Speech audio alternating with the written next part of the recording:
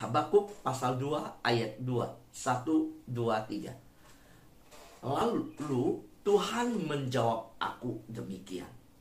Tuliskanlah penglihatan itu dan ukirkanlah itu pada loh-loh, supaya orang sambil lalu dapat membacanya.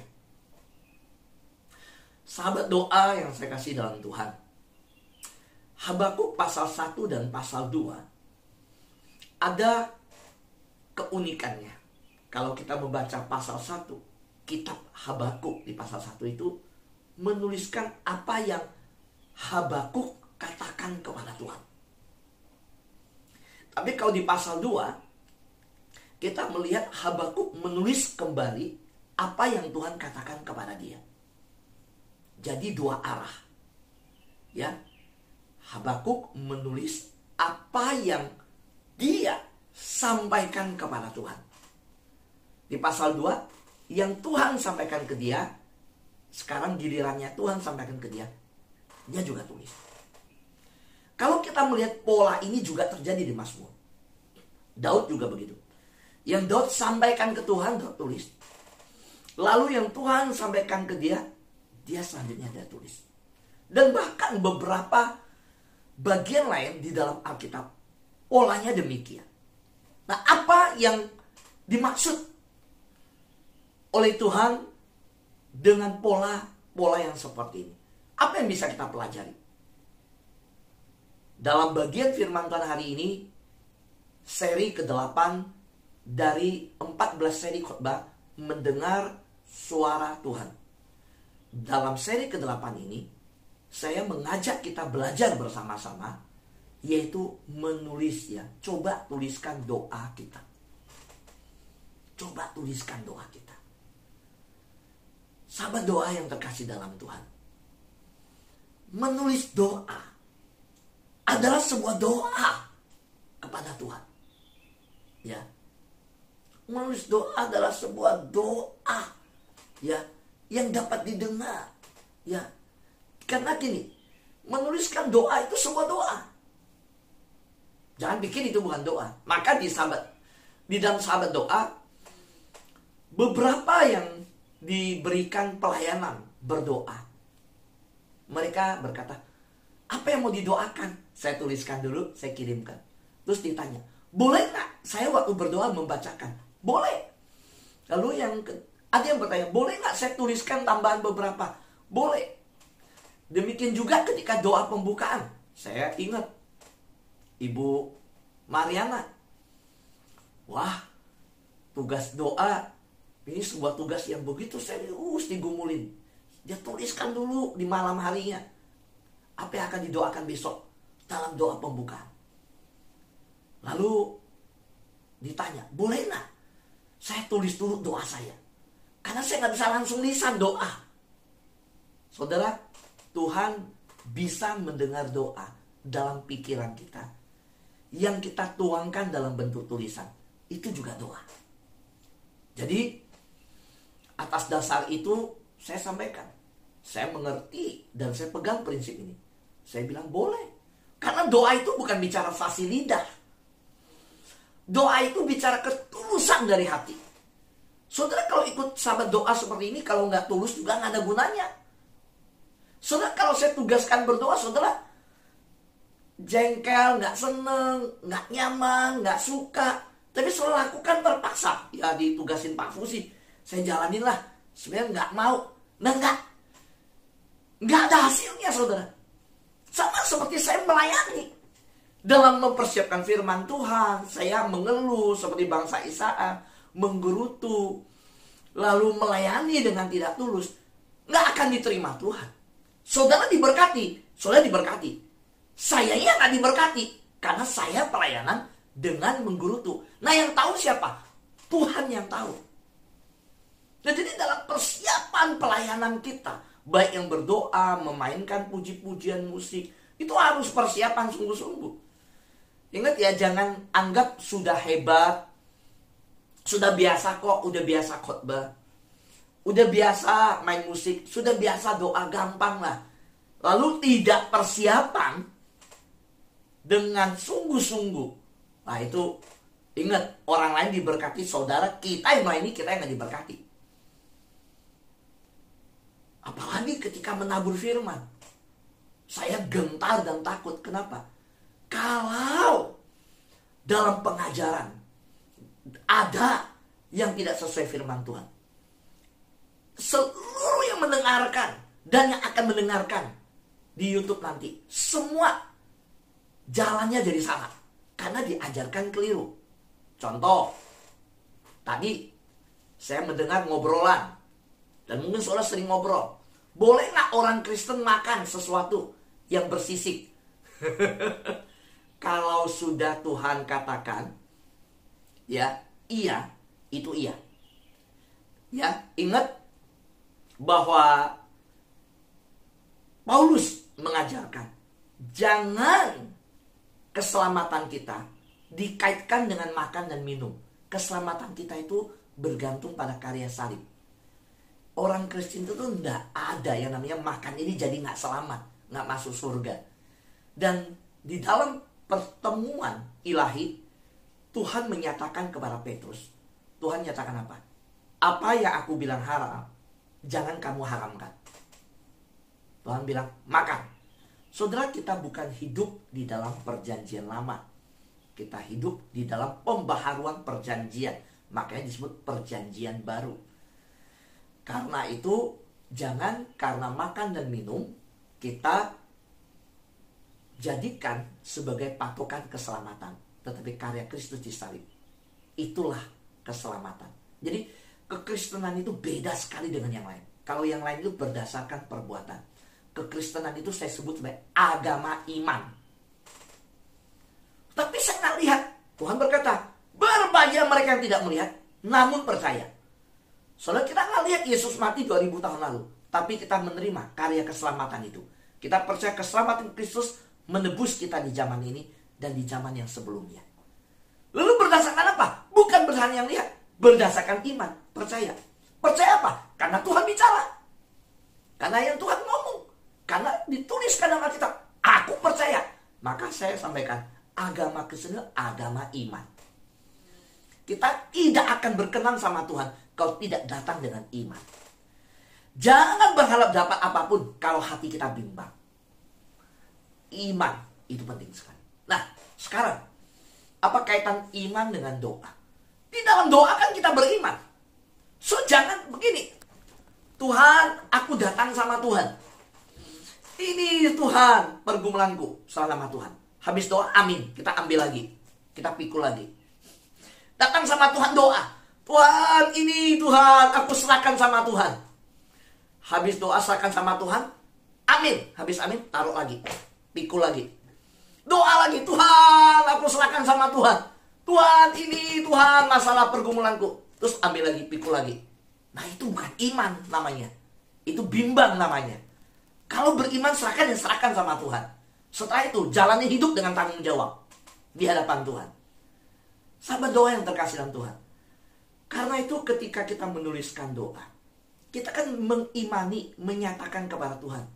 Saudara, Tuhan bisa mendengar. Bolehkah menulis doa lalu membacanya? Boleh. Boleh. Saudara, nggak semua orang di sini pendeta. Bahkan saya dengar di sini ada yang berkata begini, Pak Fu, selama belum pandemi jadi orang Kristen, gereja saya gereja besar, saya nggak pernah ada tugas berdoa. Ya kalau gereja yang begitu banyak orang nggak ada tugas doa. Oh iya benar. Tapi sejak pandemi saya baru namanya belajar namanya doa. Sekarang doanya di depan laptop, depan handphone lagi. Ratusan orang lagi. Saya gemetar Pak Fu. Orang belum pandemi aja gak pernah doa, sekarang suruh doa di depan. Berbeda lagi gaya doanya depan laptop, depan handphone lagi. Gimana bingung. Saya baca, saya tulis, saya baca ya. Boleh gak? Boleh. Boleh. Nah ini hal-hal yang praktis untuk menjawab pertanyaan-pertanyaan kita. Dan perhatikan, sebenarnya waktu kita menuliskan doa kita sedang berdoa, saudara. Yang bilang amin coba ketik di chat room amin. Boleh tulis juga, boleh ini. Ya, yang di YouTube bilang amin. Nah, jangan tulis amin ya. Amin itu bakmi amen, poboali. Amin itu. Amin ini ya. Saudara, saat saudara menuliskan doa yang akan dipanjatkan oleh saudara, saudara sedang berdoa. Saudara, saat saudara membaca doa tersebut, sebenarnya apa? Saudara sedang berdoa. Saudara yang terkasih dalam Tuhan. Jadi saat Anda menulisnya, saudara sedang berdoa. Saat membacanya, saudara juga sedang berdoa. Saya mau tanya, apakah baca doa bukan berarti berdoa? Berdoa.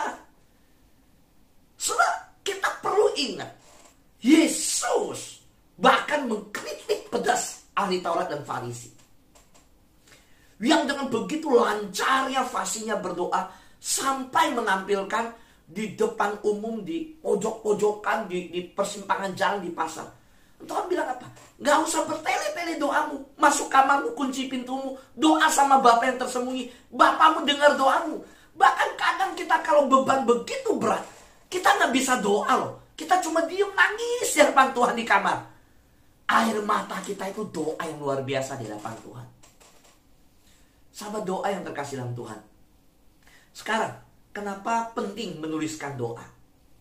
Saya hari ini mengajak kita di seri yang ke-8. Coba tuliskan doa. Karena Habakuk juga begitu.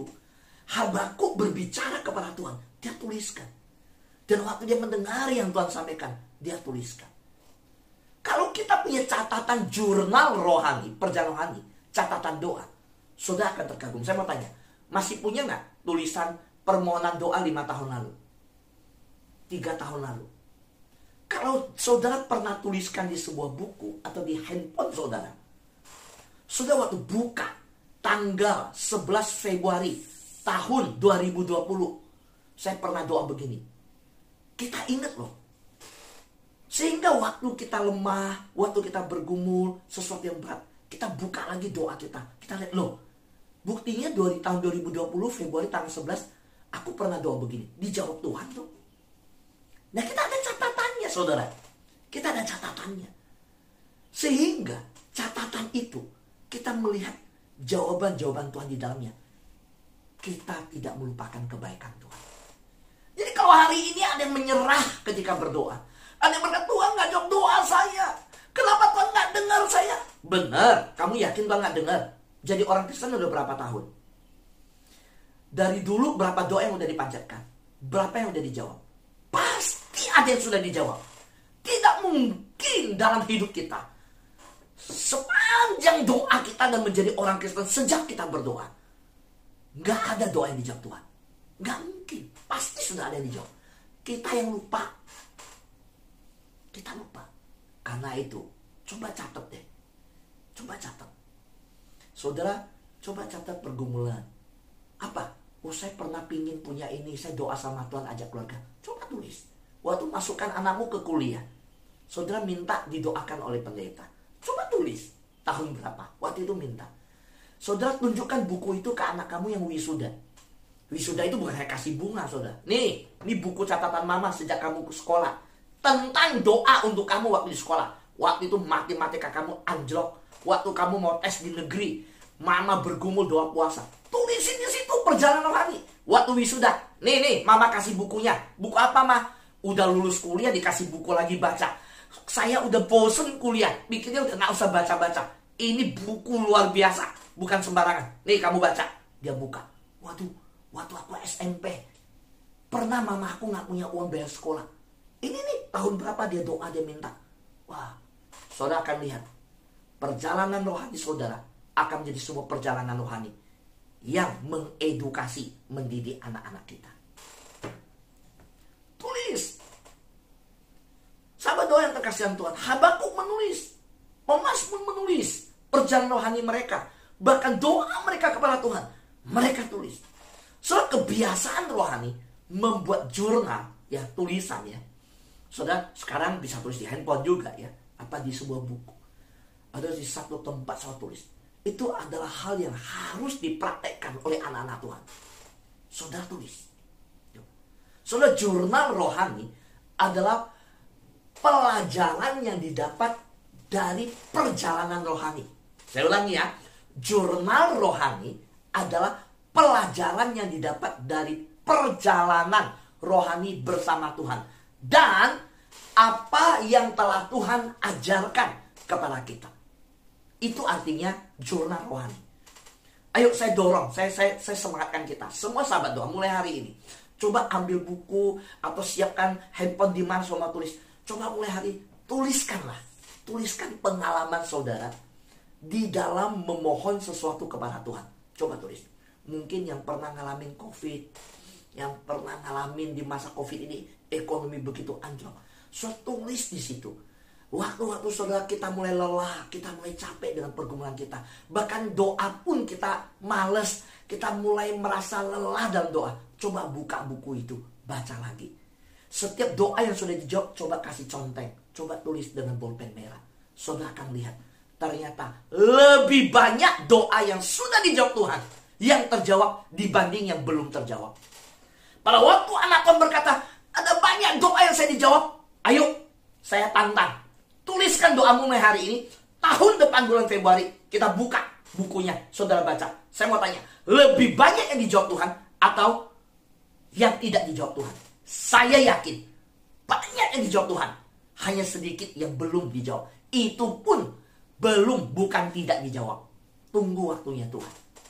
Jadi ayo bangun kebiasaan membuat tulisan, membuat catatan rohani, ya, membuat jurnal. Itu adalah hal yang harus dipraktekkan oleh semua anak Tuhan. So tuliskan. Jurnal rohani. Coba tulis. Nah sahabat doa yang terkasih yang Tuhan. Mulailah jurnal rohani saudara hari ini. Ini akan membantu saudara untuk mendengar, mengingat apa yang Tuhan katakan kepada hidup kita. Pada waktu dengar khotbah tulis. Saya tahu beberapa sahabat doa. Sudah saya tahu ya. Punya kebiasaan menulis. Saya bilang, tulisanmu kamu foto, terus kirim ke grup sahabat doa. Nggak apa-apa.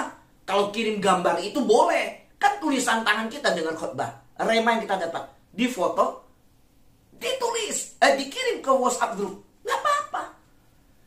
Iya, waktu dengar khotbah.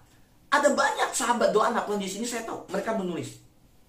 Termasuk mama saya almarhum. Mama saya kalau ke gereja, pasti bawa buku sama bolpen. Saya sudah dengar banyak pendeta yang mama saya bergereja, waktu di dalam mereka cerita. Seluruh jemaat, saya ingat satu. Mama kamu catat. Mama saya tulis. Sahabat doa yang terkasih dalam Tuhan. Yuk, karena itu penting. Di dalam tradisi Yahudi, orang Yahudi itu mencatat. Itu penting sekali, mengulang. Karena itu Tuhan pun menulis di loh batu. Ketika diturunkan hukum Taurat. Berikan kepada Israel. Saudara, itu tanda peringatan, saudara. Maka di Habakuk dibilang apa? Supaya orang sambil lalu pun bisa melihat apa yang ditulis. Mengingatkan. Tuhan itu suka mengulang dan mengingatkan. Dengan menuliskannya itu. Tuhan mau memakai cara itu untuk anak-anaknya. Sahabat doa yang terkasih dalam Tuhan. Salah satu hal saya ingat ya. Saya masih kenal. Saya tidak sebut namanya.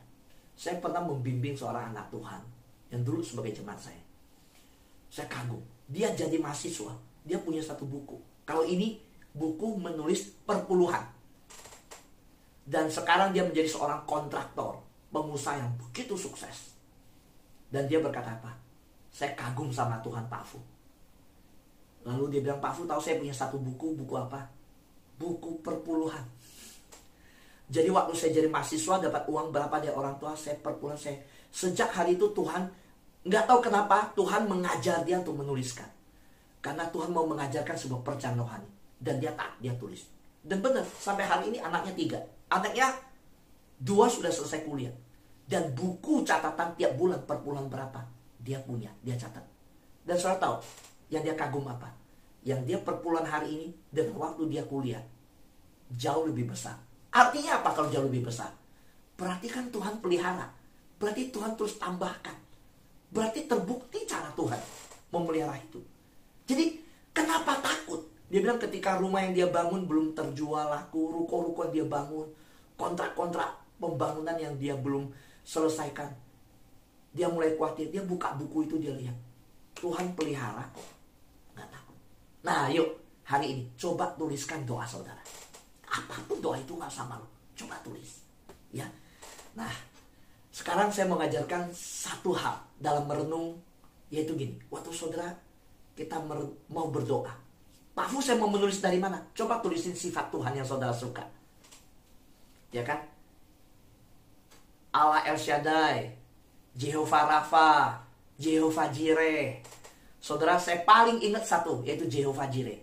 Tuhan selalu mencukupkan. Dia Allah yang menyediakan. Lalu sifat-sifat Tuhan, apa yang saudara suka, yang saudara cintai? Sifat yang mana? Saudara tulis. Lalu saudara tulis siapa dalam hidup saudara yang membutuhkan turut campur tangan Tuhan. Ini ya, tulis itu bukan hanya untuk kita ya. Anak kita, suami kita yang kita doakan. Siapa yang butuh turut campur tangan Tuhan, perlu pertolongan Tuhan. Seperti Ibu Erna yang patah kaki, kita sedang doakan. Seperti anak Pak Gurdas, Dimple, sekarang lagi sakit. Saudara boleh tuliskan. Oh, saya berdoa untuk Dimple. Saudara boleh tulis untuk orang lain juga. Nah, saudara, bagaimana kita membutuhkan Tuhan menyediakan pertolongan bagi kita? Saudara tulis ya jawabannya. Ya, bagaimana saudara kita butuhkan Tuhan? Saya butuh pertolongan dalam hal ekonomi. Saya butuh Tuhan menyediakan untuk pendidikan anak saya. Nah, lalu saudara coba renungkan apa yang saudara syukuri hari ini, yang saudara bersyukur di dalamnya. Saudara tulis juga. Nah, 4 pertanyaan ini. Memulai menulis mungkin saudara sulit, tapi mulai dari 4 pertanyaan ini saudara mulai tulis. Dan lihat, bulan depan saudara bisa mulai membuka, melihat Tuhan akan menyatakan betapa banyak yang dijawab oleh Tuhan. Ingat kasih-Nya, ingat kebaikan-Nya, dan anugerah-Nya selamatkanku. So, bagaimana kita bisa tidak melupakan karya Tuhan atas kita? Ingat perbuatan Tuhan dengan cara menuliskannya. Amin. Selamat datang dalam perjalanan rohani bersama dengan Tuhan. Selamat membuat jurnal rohani. Tuliskanlah doa saudara sebagai tonggak peringatan di hadapan Tuhan. Amin. Tuhan berkati kita semua.